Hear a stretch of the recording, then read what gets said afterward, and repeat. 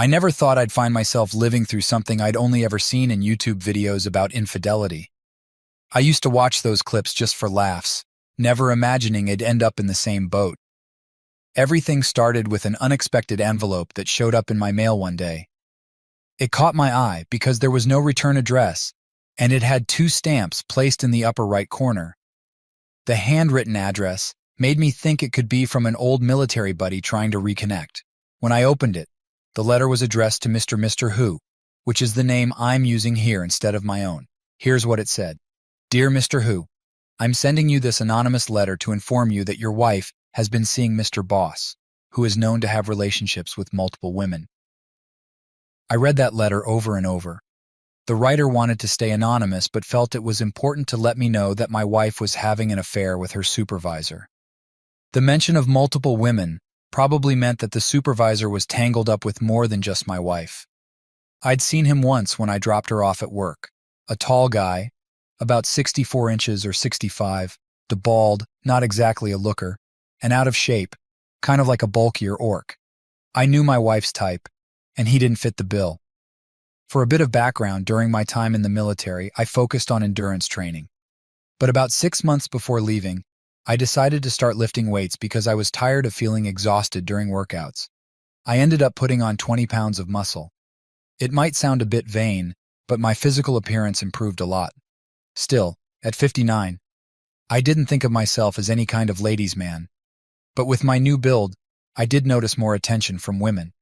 They'd glance my way, and even one of my wife's friends once dropped some subtle hints. My wife, who was the jealous type, seemed oblivious to all this. Being a religious guy, I never took advantage of these situations or flaunted them to inflate my ego. I didn't flirt or have affairs, it was just a confidence boost. The only thing my wife said was, if your neck disappears, you need to stop, which was kind of disappointing but made me think she loved me for who I was, not just my looks. Getting back to the letter, I took it with a grain of salt since it lacked any hard evidence. Confronting my wife wouldn't help, because if she denied it, then what? I didn't have proof, and if there really was something going on, calling her out without evidence would just make her hide it better. Suspicion alone wasn't enough, as voicing it would make her think I didn't trust her. What if I was wrong? Having solid evidence was crucial. Let me provide some background about us. I'm 35, and my wife is 33. We met in college and got married soon after. I also enlisted in the military, and during our time together we had 3 kids, a 9-year-old boy and 2 girls aged 7 and 5. My wife was a stay-at-home mom, looking after our 3 children. I was pretty sure she stayed faithful throughout my military service. We had a great group of friends who supported her when I was deployed. Despite the stereotype of spouses cheating during deployments, it's tough to keep such things hidden, though it does happen. To keep it short, I was rarely home during my last posting, and as I continued to climb the ranks, it was only going to get worse. So I decided to leave the military. After serving for 10 years, I chose to leave. Typically, this is a crucial point in a military career because it doesn't make financial sense to leave after this. Military assignments usually last at least 3 years, and retirement happens after 20 years. I made this choice to start fresh in the corporate world from the bottom up, mainly to be a more present father for my kids, as I hadn't spent much time with them before and had never changed a diaper. Regarding my decision to leave the military, my wife wasn't thrilled about it at all. She doesn't handle uncertainty well, and felt comfortable with the life we'd built together in the military, even though she often complained about my frequent absences. Now that I was out of the military, she hit me with a long list of demands about where we should live, how much money I needed to make, and other things to make her feel secure and ensure safety for her and our kids. She cried a lot during this period. As everyone knows, you have to go where the job opportunities are, but I did my best to meet her criteria, and we were incredibly fortunate in the civilian world. I checked all her boxes. I secured a job in the right state, close enough to drive to my parents, whom she adores. I'm earning what military folks would consider a hefty 6-figure salary. We're in an area with excellent public schools and low homeowner association fees where people are polite. Oh, and did I mention that she always complained about not being able to start her career because we moved so often in the military, which is true? She wanted to use her degree in logistics and supply chain management. She began her job search, and within 3 months, She landed her dream job, or so it seemed. My wife works at a distribution center where all her coworkers are women, and they report to a male supervisor, the bald guy I mentioned earlier. Her job doesn't pay much, but it's the position she's always dreamed of, and it's her first job since graduating college. I've always backed her 100% in everything she wanted to do, and this was no different. She knows I've been supportive of her choices. After getting that letter, I've been quietly trying to gather evidence to see if it was true. If someone wanted to blow the whistle on her boss, why didn't they go to HR? Why come to me? Even so, I started watching her more closely. I knew the password to her phone, so I checked her messages and found a few texts with her boss. But their chats seemed pretty harmless, and they didn't text often. That letter weighed on my mind for nearly a week, and I still couldn't find any solid proof that she was cheating. She's been at her job for 5 months now, and the only big change is that our intimacy has dropped off. For the last 2 months, she's been turning me down, but I can't accuse her of infidelity just because she says she's not in the mood. She always has excuses, like work stress or being tired. Even after 2 weeks of digging for evidence, I found nothing, but I stayed vigilant for any signs. I often wondered who sent that letter and even thought it might be a joke. I almost mentioned it to my wife as a prank, but I decided to keep quiet. I was about ready to put this bizarre situation behind me and accept that our intimacy wouldn't be as frequent as it used to be. But then, one night, she told me about how her female coworkers were jealous of all the attention she was getting from her boss. She mentioned how they envied her for receiving top quarterly reviews and being named Employee of the Month 3 times, even though she hadn't been there long. She was genuinely thrilled about the recognition, and at first, I was happy for her too, since she'd never had a real job before. But that letter kept creeping back into my mind. For some reason, her comments sparked my curiosity. Could it be that one of her coworkers was so envious they sent me that letter? And why were they so jealous of her accolades? While it's common for women to envy each other, this seemed a bit extreme. I started feeling suspicious again and thought about hiring a private investigator to tail my wife. However, I hesitated because I didn't want to waste money if I was wrong. After all, I had no solid evidence or valid reason to doubt her. There were no damning texts, just that mysterious letter, her reduced interest in intimacy, and her new enthusiasm for her job. It all seemed normal enough, right? So, I decided to buy a GPS tracker online to install in her car and monitor any strange places she might visit. The GPS tracker I chose easily fits into the OBDI port beneath the steering column. I was nervous because it's pretty visible, but my wife isn't very tech-savvy. I figured if she noticed it, I could easily make up a story, especially since I often handle car maintenance. I could tell her it's related to a fuse or something, and she'd probably buy it. This kind of GPS tracker isn't ideal for secret operations like the one I was about to pull off. It was Friday, and I was eager to see what the GPS might reveal. At lunchtime, I noticed her car was parked in an unfamiliar spot. It wasn't her workplace, the grocery store, or our kids' school. It was on the other side of town, a place we hardly ever visited. I decided to Google the location and found out it was a hotel. I quickly asked my boss for permission to leave work and headed toward the GPS location, which was about 35 miles from my office. When I was about 25 miles into the drive, with only 10 miles left to reach the spot, I saw the GPS signal moving away from there. I was tracking the signal with an app on my phone. I sped up, but the GPS showed her car heading back toward her workplace. Her car had been at that location for about 2-3 hours, and I had just missed her. I felt so frustrated. I got out of my car and looked around, trying to figure out if her car had been parked at a Best Western hotel or the nearby restaurant. Another thought hit me. Maybe she was out eating with coworkers, since the restaurant and hotel were right next to each other. But it seemed odd for her to drive that far just for a meal when there were plenty of options between her work and that spot. She wasn't exactly a Golden Corral fan, willing to drive 27 miles just to eat there. That day, I went home with a lot of questions but no answers. My wife could tell something was off when I got back, but I lied and told her I had had a rough day at work. I tried not to confront her, but I still felt like I didn't have enough evidence to do so. Eventually, I decided it was time to hire a private investigator because I couldn't keep checking my phone and leaving work to track her down. On Saturday, I got in touch with a private investigator who charged $125 an hour. He wasn't a licensed investigator, just a guy with a good camera phone I found on Craigslist. I hired the guy to tail my wife during her lunch hour. Since he only worked those hours, his rates were pretty reasonable. The private investigator also put a GPS tracking app on his phone so he could see everything I was seeing. I filled him in on the Best Western and Golden Corral incident and showed him the location. Monday through Thursday went by without any drama. Everything was just routine. Then Friday came, and the private investigator texted me with some news. My wife was driving toward the Best Western, and he was right behind her. I opened the app to verify what he was telling me. Since he already knew her destination, he got there ahead of her.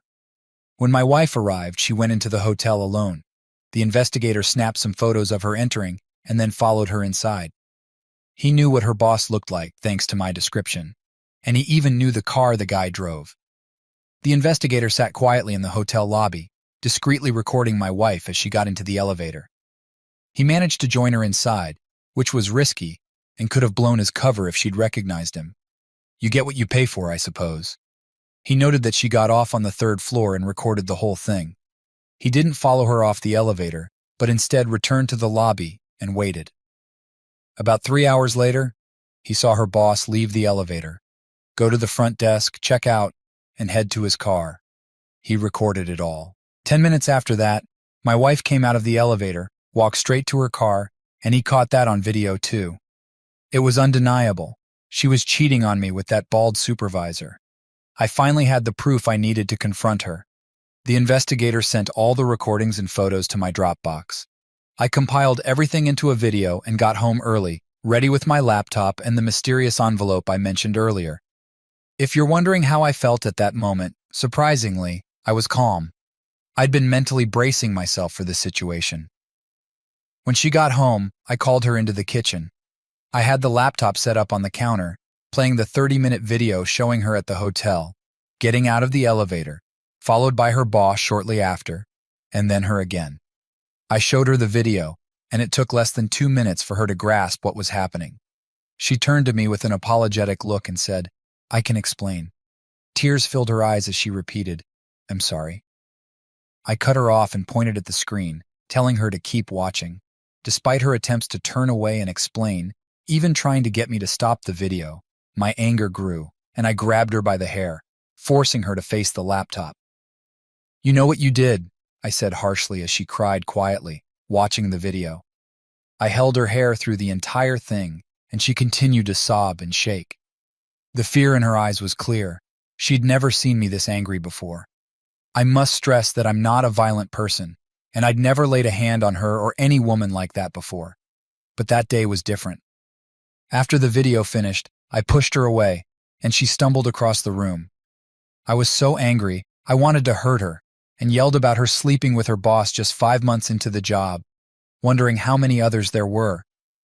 She sobbed, insisting it was the only time she'd cheated. I asked her how long it had been going on, and she admitted it had been 2 months.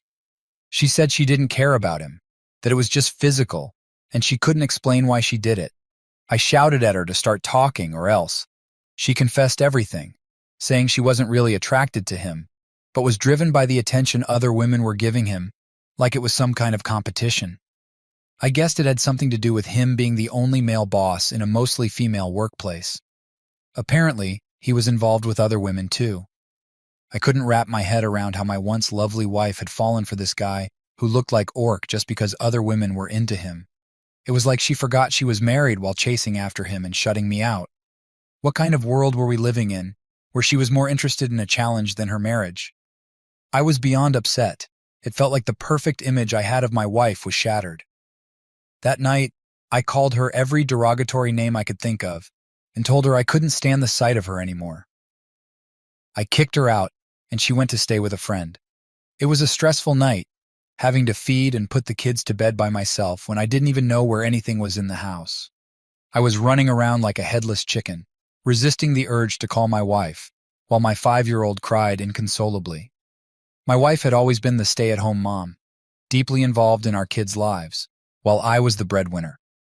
We had made a great team, or so I thought, until she wrecked everything trying to outdo other women, all while ignoring her marriage vows. Her behavior was incredibly immature. According to her, the female employees working under this guy, Orc, were throwing themselves at him, even the married ones. It was like a twisted competition among grown women, which baffled me. Why would adult women compete for a troll-like, unattractive man? This guy disgusted me, preying on his female employees and turning their workplace into a disgraceful mess. I wanted a divorce. I wanted her to face the consequences of her betrayal. However, I had relied on her to keep our home running, so adjusting would take some time.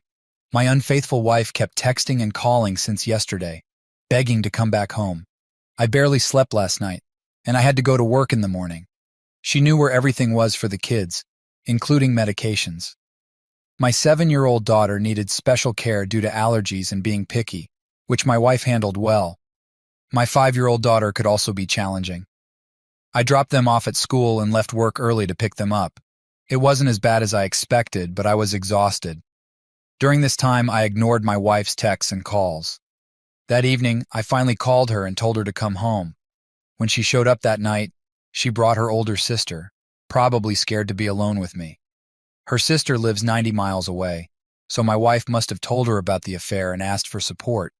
My sister-in-law had married young, now divorced, and looked remarkably like my wife. They could be twins, but she's 2 years older, and we've always gotten along.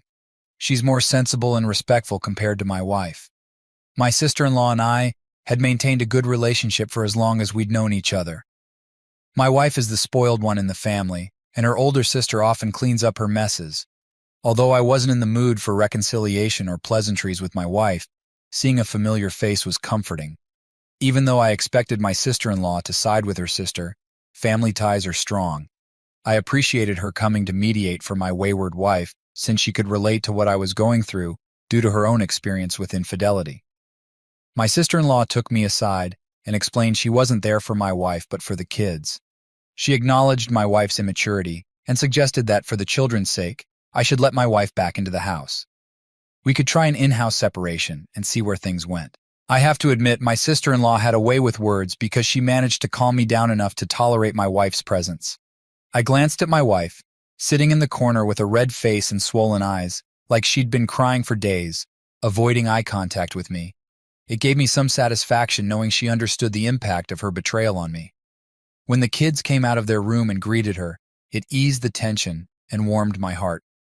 I genuinely wished she hadn't betrayed me and had remained faithful. Seeing her with the kids was something I cherished because she was a wonderful mother, but not so great as a wife. We lived in a 3-bedroom apartment, so my wife and her sister shared the guest bedroom while the kids stayed in the 3rd bedroom. After putting the kids to bed, my wife came out of the bedroom and started cooking dinner while I sat on the living room couch with my sister-in-law, watching TV. As my sister-in-law started talking to me, I sensed her intention. She was trying to distract me from my wife's affair or make everything seem normal. Deep down, I wanted things to return to normal, to go back to how they used to be. I was tired of being angry and exhausted, juggling the kids and my job without my wife. I needed a distraction, and her sister was quite chatty. While my wife was in the kitchen, my sister-in-law mentioned she would leave the next morning but would stay longer if needed. I told her I was likely going to get a divorce because I couldn't look at my wife the same way or trust her anymore. My sister-in-law understood and didn't try to convince me otherwise. After my wife finished cooking dinner, she served both of us without making eye contact or saying a word. The next morning, my sister-in-law left, and we went about our daily routine. I still wasn't speaking to my wife, and she didn't seem to be getting ready for work, but I didn't ask her about it. In the afternoon, I consulted a divorce lawyer to explore my options.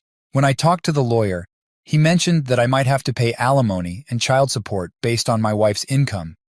The idea seemed absurd to me, given she was only making $45,000 a year and had cheated with her boss. Cheating with a superior is completely unacceptable, especially in a committed relationship. Maybe her new financial independence, as it was her first job since college, had gone to her head. But she had clearly crossed a line. I didn't have a problem with providing alimony and child support. I had essentially been doing that during my military service when I earned less. This wasn't about money, it was about principle. If she could cheat with her first boss, What was to stop her from doing it again with someone else? When I got home that night, I finally spoke to my wife for the first time since everything blew up. She handed me a letter she'd written, saying she wanted to express her thoughts without breaking down emotionally. As she read it aloud, she repeatedly apologized for her actions. She avoided mentioning the bald supervisor and just kept saying how sorry she was for betraying my trust and acting immaturely. She wanted us to stay together and promised to do anything to repair our marriage. Then she threw me a curveball. I could sleep with other women if I wanted to. This stunned me because she'd always been the jealous type. I couldn't take her offer seriously and told her I didn't need her permission to see other women, since she'd already given up any right to have an opinion on that matter. I thought she was trying to manipulate me, hoping to lessen her guilt if I took her up on it. I stopped her and said I had no interest in being with other women, and if I did, I wouldn't have married her in the first place. This made her cry, but I insisted that she still hadn't explained why she had deceived me for 2 months. This wasn't just a one-time slip-up, it was a planned, ongoing affair. She'd been sneaking off to meet this guy, risking everything for what? I told her that I wanted a divorce, and my mind was made up. Despite her physical attractiveness, I couldn't stand the idea of being intimate with her anymore. She kept asking, "Why are you being so cruel to me?" The truth was, I had always spoiled her, treated her like royalty, never raised my voice, and let her run the household. Maybe that's why she fell for the first guy who bossed her around, thinking I'd continue to be the nice guy even after her betrayal. It's crazy.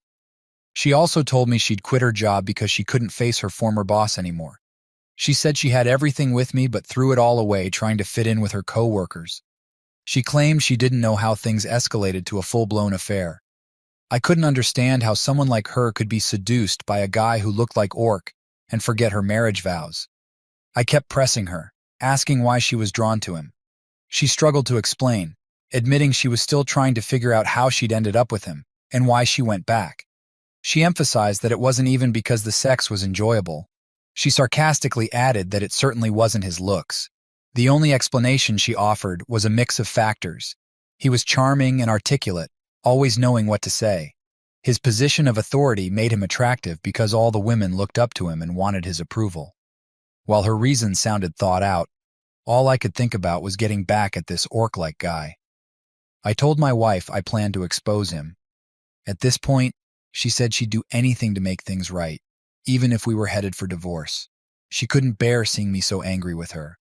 I told her I wanted to let his wife know what he was up to. I explained that while she'd made a mistake in letting him take advantage of her, he needed to be held accountable. I wanted to get even for what he'd done to our family. My wife reluctantly gave me his address and his wife's name. I asked her how they communicated without using text messages, and she admitted they used her work email messenger. I pushed her to log in and show me the messages, but she hesitated, thinking it would only make me angrier. She was also worried that showing me the messages might lead to violence. I pressed on, but she stood her ground, promising to show them once the divorce was finalized. A few days later, I managed to track down Orc's wife. For context, Orc was 51 and his wife was 48. After some digging, I found out where he lived. He had 4 kids, the youngest being 12. I made another copy of the incriminating video and saved it on a thumb drive. I went to Orc's house when I knew he'd still be at work, probably fooling around with another employee. I knocked on the door, and his wife answered, seemingly home alone. I explained who I was, handed her the flash drive with the evidence, and shared the anonymous letter that had been sent to me. She told me she had received a similar letter and had confronted her husband. He'd denied everything, claiming the women at work were lazy and hated him because he held them accountable. He convinced his wife that these women were out to ruin him, and she believed him. She'd never thought to hire a private investigator or suspected anything was wrong. Orc's wife was grateful for the information and took my contact details. She thanked me for my service, and we parted ways. I'm unsure if they ended up divorcing, but at least he knew someone else was aware of his actions. Last week, I took all my evidence to HR. After speaking with a woman on the phone, she invited me to come by in person. During my visit, I handed over another flash drive with the evidence and a statement from my wife admitting her affair as the reason for her resignation. I hoped this would be enough to get him fired. Before leaving, I decided to confront Orc. After leaving the HR office, I headed to the docks where the 18-wheelers were unloaded. It wasn't a secure area, and one of the side doors was unlocked, so I slipped inside. Although I wasn't familiar with the layout, I asked an employee to point me toward Ork's office. As I walked through the warehouse, I noticed most of the workers were women, even the forklift drivers. The company seemed to prefer hiring female employees. There were a few men, but they were in the minority. As I approached Ork's office, I saw him coming out of one of the rooms. I was about 50 feet away when I called his name. He turned, trying to figure out who I was, possibly thinking I was a delivery driver. As I got closer, I didn't say a word. Instead, I threw a right hook, knocking him out cold with one punch. Then, I calmly walked out of the warehouse. As I reached the exit, I looked back and saw a small crowd forming around him as he started to regain consciousness. I opened the door and left. Yesterday, shortly after I got home from work, there was a knock on my door. It was 2 police officers. They wanted to ask me about the assault at my wife's former workplace. They suspected I might be involved, but lacked solid evidence. From their questions, it was clear I was a suspect. Although I was caught on a security camera, the footage was blurry, probably because I wore a hat. Ork had identified me as a suspect and wanted to press charges. I told the police I wasn't involved, and they asked for an alibi. I told them I was at home with my wife, and they wanted to speak with her. I called her over, and she lied to cover for me. She didn't know about the assault beforehand, but quickly supported my false alibi. I'm unsure if the police bought our story, but they took photos of our cars, noted my contact information, and said they'd reach out if needed. I realized I had messed up, and it was shocking that Ork, who'd had an affair with my wife, had the nerve to call the cops on me. Fortunately, word spread quickly, and one of the women he'd harassed filed sexual harassment charges against him. Her courage might have been bolstered by the HR investigation and my confrontation. During HR's investigation, they questioned many women, and the truth came out. Ork had been coercing his female employees for sexual favors. Most initially refused, but those who complied said they did so out of fear or intimidation.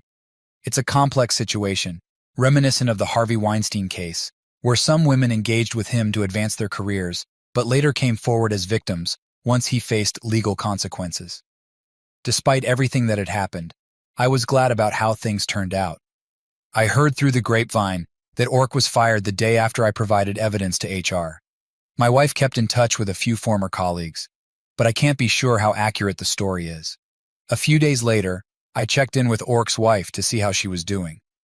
She told me they were separated, and he no longer lived with them. She was the one who mentioned that several women had filed sexual misconduct charges against him. After confronting him with the evidence I gave her, he confessed to having a relationship only with my wife. Still, it was hard to trust his word, especially with multiple women pressing charges. This revelation didn't bring me much comfort. In fact, I would have felt some relief if it turned out he was involved with multiple women rather than just my wife. It left me questioning what she had hoped to gain from all this. I couldn't help but question my judgment for marrying her in the first place. If she was so willing to engage in this behavior, I had to wonder about her fidelity during my deployments.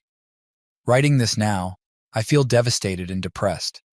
I've been reading countless posts about surviving infidelity, hoping to find some solace and assurance that I'm not alone in this. I also talked to my brother on the phone, and he suggested seeing a therapist due to my mental state. The VA covers various medical expenses, including therapy, so it wouldn't be a financial burden. Still, I'm hesitant about opening up to a stranger about my problems, even if they're a trained professional. Yet here I am, sharing my story with strangers online. Somehow it feels therapeutic to share, receive advice, gain different perspectives, and read comments from others. I'm still living in the same house as my wife, but we now occupy separate bedrooms. Her sister has been visiting more often, and things seem to be slowly returning to some semblance of normalcy. My wife is doing everything she can to make amends. Despite this, we haven't been intimate since the affair came to light, and I have no desire to be with her in that way. I've been procrastinating about pursuing a divorce, knowing that the more I delay, the more comfortable I become with her resuming her role as wife and mother. Initially, I thought my wife might be inviting her sister over to help mend our relationship, since she knows I get along well with her. But it turns out my sister-in-law is considering moving closer to us on her own. With her kids nearly grown and the youngest about to start college, she wants to be nearer to us. We have plenty of family nearby, including my parents, who know our marriage is struggling and that my wife had an affair, though they don't know the details. Despite her infidelity, my parents hope we can work things out for the sake of the kids. A few weeks later, my sister-in-law secured a new job nearby and moved to the area.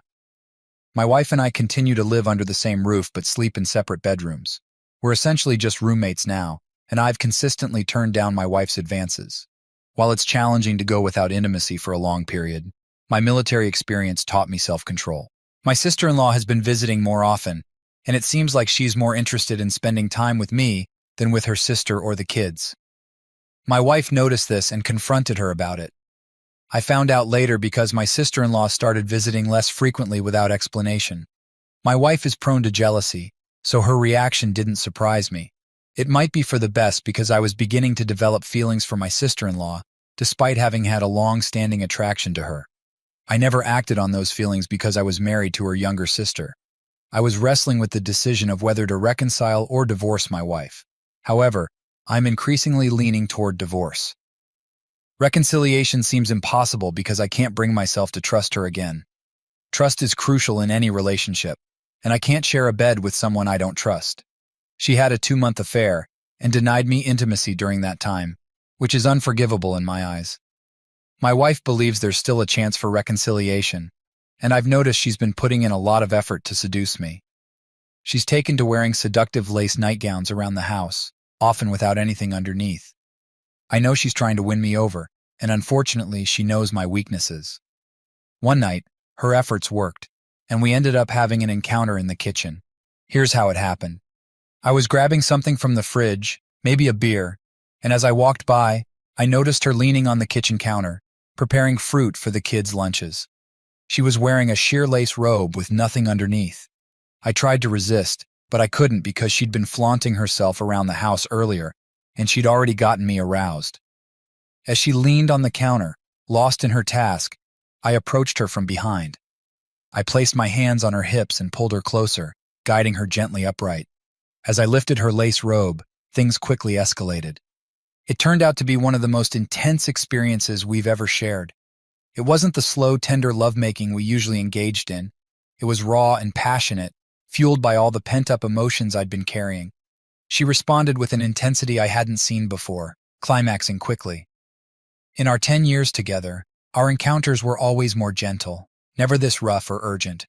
We stopped only because her moans grew too loud, and our kids began to stir, peeking out of their rooms.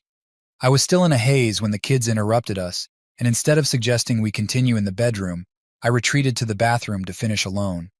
That quick encounter with my wife revealed a side of her I never knew existed. She enjoyed a bit of roughness. This discovery surprised me because I thought I understood her completely. Before meeting her, my experience with women was limited, and I had remained faithful throughout our marriage. It felt like I had been living with a stranger. In our usual intimate moments, I let her take the lead, focusing on her desires. I'd read plenty of books about pleasing a woman, all emphasizing the importance of attuning to her needs. Even Bernie Mac had a joke about that.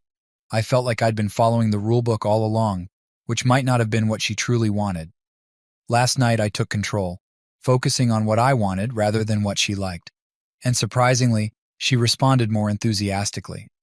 What troubled me was realizing how little I knew about my wife's true desires. I began to question myself, wondering if my approach was partly to blame for her infidelity. If I had been more assertive, would she have sought that thrill elsewhere? Perhaps that was what she craved all along, and I failed to notice. I felt like all the marriage advice I had read was either wrong or didn't apply to her. It seemed like my dominant approach sparked a stronger response from her, as if she wanted someone to take charge. I'd always been taught to be polite and gentle, probably the same way my priest was taught. I'm starting to think her cheating might have been due to my ignorance about her deeper needs. I wished I had someone to talk to about this, but there's no one I can turn to. Outwardly, I might seem like the tough military guy, but with my wife, I became Mr. Soft and Gentle, letting her run the household and our finances. It's clear to me now that I had given up my role in the marriage, both inside and outside the bedroom.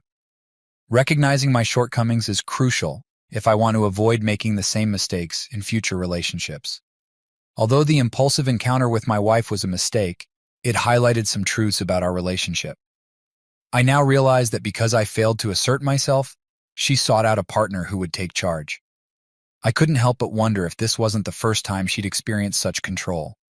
Some people suggested I get tested for STDs and consider paternity tests for the kids, which seemed like wise advice. My kids look a lot like me, so I'm confident they're mine, but I used to believe my wife didn't cheat while I was deployed. Now I'm not so sure. These recent weeks have shown me how little I really knew. If not for that letter, my wife might still be involved with Orc.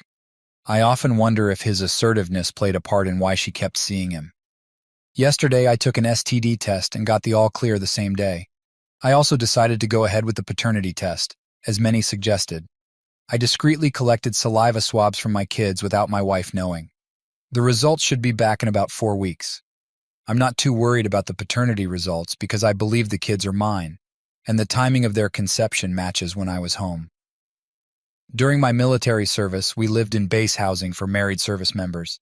As for an update, not much has changed. I'm still considering divorce. My lawyer has drafted a separation agreement, and I'll have to pay her alimony. This won't be much different from our current arrangement, since I've always supported her as a stay-at-home mom. We're speaking, but sleeping in separate rooms, basically living as roommates. Since our unexpected encounter in the kitchen, we haven't been intimate again. She's been making efforts to win me back, but I've been keeping my distance. I stay out late, hang out with friends after work, and sometimes don't come home at all. She frequently calls to check on my whereabouts, but I rarely answer. She can tell that I'm emotionally withdrawn and that I've mentally left the marriage. I should have started the divorce process weeks ago, but I've hesitated due to my aversion to change and concerns about balancing my demanding job with shared custody of the kids. When we finally separate, I plan to pursue a 70-30 custody arrangement to spend more time with the kids. I love them dearly and cherish every moment we have together. They often prefer being with me because I tend to spoil them with gifts and leniency, while my wife plays the role of disciplinarian. Sometimes I hide the presents I buy to avoid her disapproval, although she usually discovers them eventually. I've been the primary breadwinner while she has managed the household, which worked well for us until now. The police haven't reached out to me regarding the incident with Orc, and I hope it stays that way. I heard there's a civil case against him, but I'm not sure if he's in jail or what his current situation is. Before I intervened, it seems none of the women felt empowered to report him to HR, perhaps because they doubted their voices would be heard. I like to think that my actions of confronting and exposing Orc gave them the courage to stand up against him. Yesterday, I received the paternity test results, confirming that all 3 kids are indeed mine. That was a relief. It looks like I'll be proceeding with the divorce. As I've mentioned before, I don't have a problem supporting my wife financially. I told her I'd be serving her with divorce papers, and although she cried, she understood that there was no going back. Despite everything, I genuinely wish her well. She's still a very attractive woman and will probably find someone new soon, but it's over for us. Before serving her the papers, we talked about her future plans. She mentioned considering a part-time teaching job to keep herself occupied. We agreed that I would provide her with a $3,000 monthly allowance, including child support, to ensure she and the kids are taken care of. Although some might advise against bypassing the legal system, I'm wary of involving the government more in my finances. We finalized the divorce agreement with both our lawyers present, and it was an amicable process. I hold no grudge against her. She regrets her actions and took responsibility. I've forgiven her for the sake of the kids, but I'll never trust her again or consider reconciliation. I recently moved into a nice 2-bedroom apartment in a great neighborhood. There are plenty of attractive women around, and I never had the chance to date since my wife was the only woman I've ever been with. It's not easy to muster the courage to ask someone out since I've never learned how to date, but I'm still an attractive guy. Women do notice me, so I'm hopeful. Interestingly, my sister-in-law has been visiting my apartment more frequently now that I'm no longer living with my wife. It's clear she's interested in me, and we've been spending more time together. I'm not sure where this is headed, but I'm not interested in dating her, and I think she understands that. Regardless, we both enjoy each other's company.